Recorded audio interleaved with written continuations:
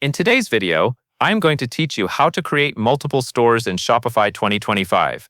To get started, open your web browser and sign in to your current Shopify admin. Make sure you are logging into the account that already manages your existing store, because the option to create another store is accessed from inside the admin area.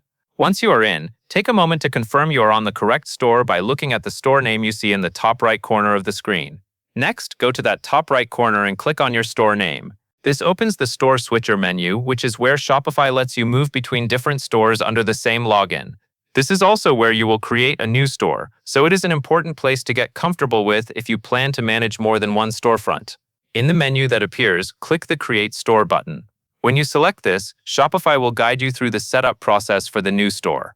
Follow the prompts on screen carefully. You will choose the details for your new store, including the online store name. Take your time with the name since it helps you identify the store later inside your admin, especially when you have more than one. It is also a good idea to use a name that clearly matches the brand, location, or product line that store will represent, so you do not confuse it with your original store.